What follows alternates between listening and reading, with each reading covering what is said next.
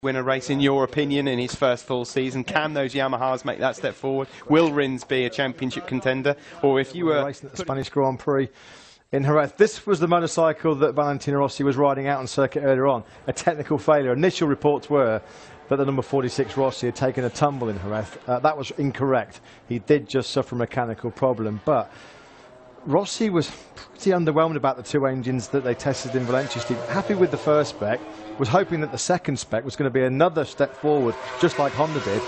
Not the case. He said he could barely tell the difference in performance between the two engines he tried in Valencia. They're running the exact same spec motors here this week. And quite clearly, Valentino Rossi's comments there, post-Valencia, and at the end of day one here today in Jerez, it's not enough to solve their problems.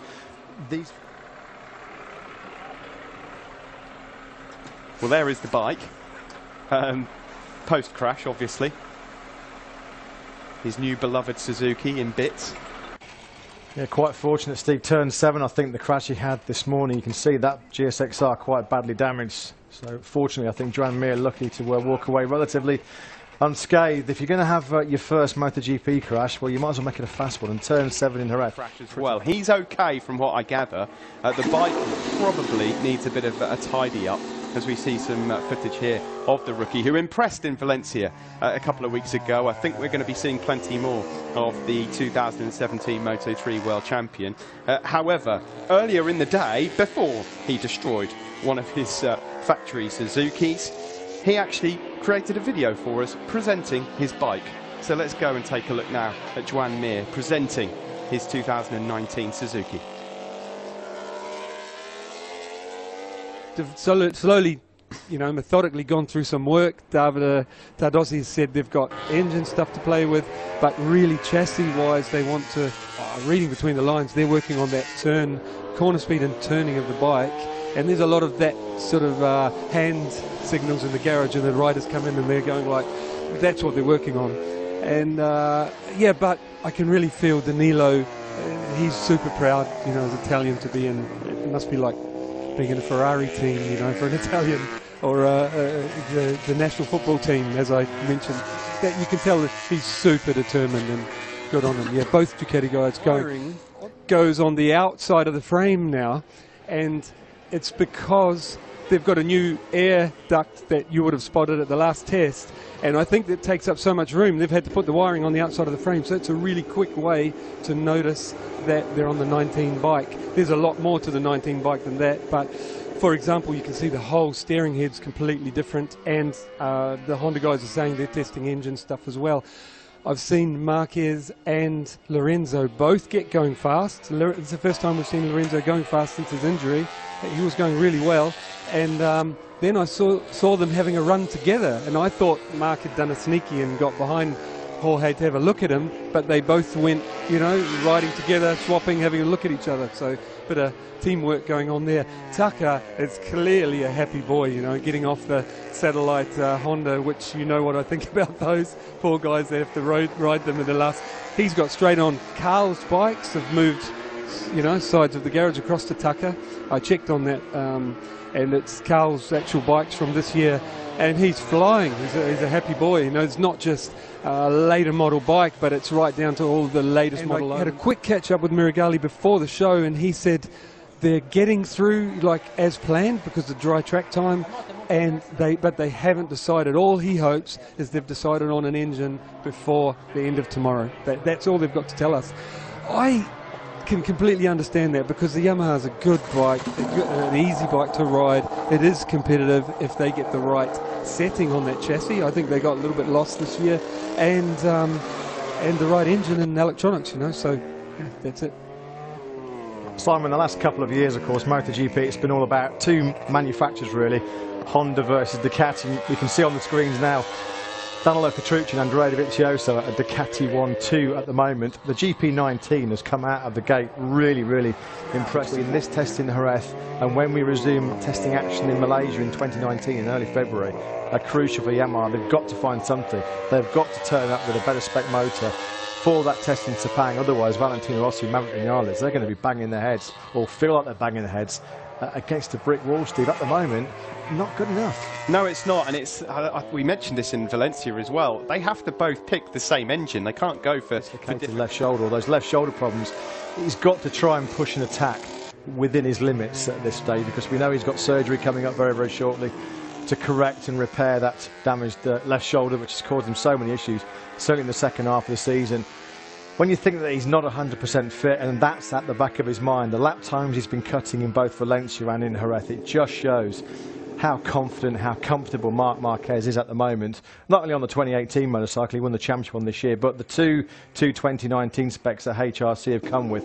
We talked about it, didn't we, Steve, in Valencia? It does look like that HRC, again, have stolen the march on their rivals. They're ahead of the game. Marquez has already tried that version 1 of the RC213V a few weeks ago in Aragon. That's allowed HRC to work on the bike in Japan, then come with a second evolution.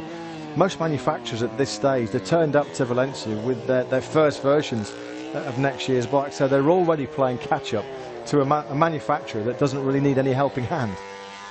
Well, yeah, as we see here, the footage of Marc Marquez out in Jerez.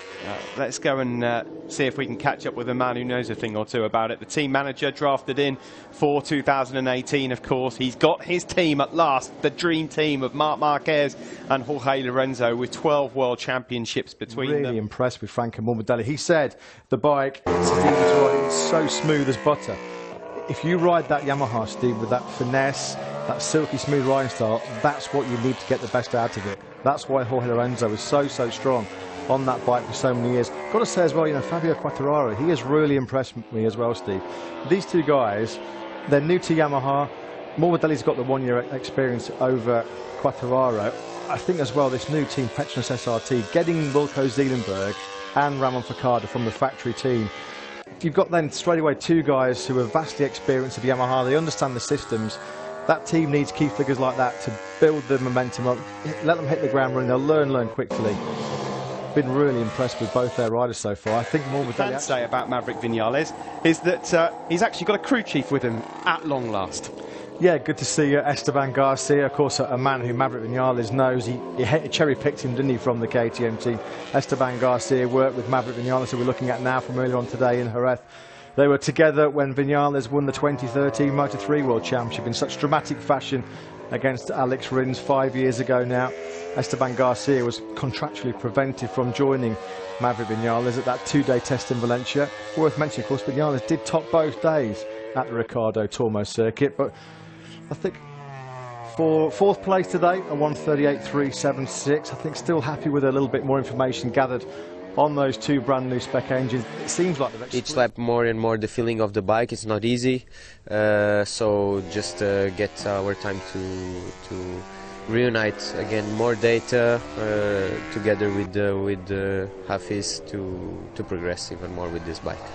I was going to say, it's you can't avoid the fact that the KTMs are a little bit off the pace at the moment at this particular track. Can you talk us a little bit more about why that is? What's going to be your plan for tomorrow? Well, for me, it's a little bit hard to, first of all, to make the bike turn in the entry of the corners. Bagnai knows that he's got a great chance to shine in the Alma Pramit Ducati team. The pressure off him in many respects, because one, he's a rookie, and two, he's not on the latest spec Ducati. He's on the year-old GP18, which we know in the hands of Andrea Dovizioso, Danilo Petrucci, who we're looking at now on screens, and Jorge Lorenzo, is a very fast and competitive motorcycle. Ducati have asked this man, Danilo Petrucci, prove to us that you are worthy of a second year. We'll take up that option on you, but only if you show us you can deliver, and we have got proof that we have got two riders in our factory. Long run, and then at the end, before we stop, we do the same time as we do now. So I'm quite happy that if we put new tire, we can improve our lap time, and still need to learn step by step and try to get more comfortable with the bike. Now I start to understand, to have a chemistry with this bike. You know, in Valencia it's new for me, new for the team to understand electronic, and then now we start to my bike start to get comfortable. Johan Zarco, it's going to be a case of, you know, slowly catch your monkey. There's not a quick overnight fix. KTM out of nowhere are not just going to suddenly find 1 second to improve. Of course, I think we all expect this, Steve. Johan Zarco to be much, much closer to what he has been. It has been a bit of an eye-opener. Talking of KTM rides, I think we're about ready to go down to speak to a man who had a fantastic finale to the end of 2018. KTM's biggest challenge is, I told you before, for me, I think this Aprilia is still on progress, and for sure if we can try to put them in a position that sometimes they can be close to the top guy or reduce the gap. But I think, yeah, it's a tough thing to do, and it sounds like Johann Zarco's having to go through the same process. You there with Valentino Rossi. He didn't seem entirely happy with life at the moment with those two new engines. Is he, do you think, or are Yamaha as worried as what Valentino sounded? Yeah, you know, it seems like they want to choose an engine before going to Sepang, and my feeling is he's not. I mean, Maverick seems pretty positive about it. He thinks it's better, but it seems like Valentino, like I was listening as well, and also watching body language in the garage, and it seems like Valley is not completely happy with the two choices. I think there's a chance they'll turn up to Sepang with something else, you know, because they have another. They have till after Sepang, you know, that's the last chance. But yeah, you know, I don't